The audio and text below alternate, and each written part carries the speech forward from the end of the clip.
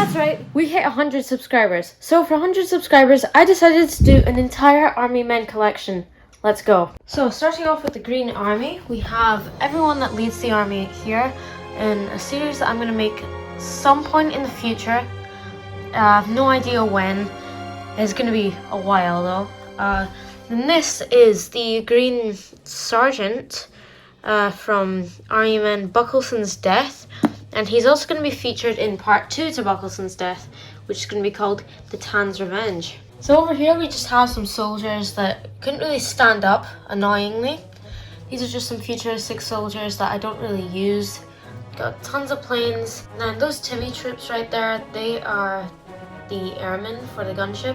They're the exact figures that I got for the gunship. Now in terms of troop numbers, I think it is about 1,000 or so for the Green Army, and then Tan Army I think is about 800 or so. The Grey Army I think is close to 100.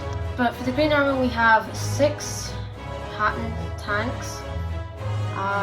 We've got these jeeps with artillery guns, anti-aircraft guns, recon patrol vehicle, and some tiny vehicles in the back that I never ever use. Now, moving on to the Tan Army. This is everyone who's going to be in charge of the Tan Army in the big series I was talking about. Now, this is technically all one character. So this is Lieutenant Lomond, who is going to be featured in part 2 to Buckleson's Death, The Tan's Revenge. And this is Lieutenant Buckleson, who obviously died, as you could tell by the title of the previous stop motion.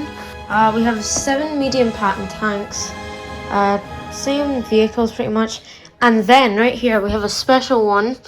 That is the Humvee from the Boley Super Tank set. I'm really glad I got my hands on that. I found it for $6 on eBay, which is an absolute bargain. And you have these 2 big guns right in the back. Now the biggest part of this army, as you could probably tell, are these 2 tanks. So this is the Timmy Walker Bulldog tank. These are the army men I got with it. These are just some more soldiers that didn't stand up. And then right over here we have some BMC figures that are sitting down, and they fit perfectly in this Timmy supply truck. You've got this little boat with people rowing it. Now actually, you may notice that some of the tan soldiers are like this horrible brown colour. That was in a set that I got in the last Army Men video. They came in a crappy colour, but that's okay because I'm going to paint them all, get rid of that colour. I've painted some of them, still got a lot to go though. Then finally, moving on to the Grey Army and some extras here. My Grey General, who is Erwin Rommel, I could not find him, sadly. These 2 tanks are just small, I'd never use them. This one here is just the one medium Patton tank I have. It's a Timmy knockoff. It was originally a dark green colour, but then the sun got to it and turned grey. I have these 12 tanks that I found on eBay. They're mini tanks. I kind of like them.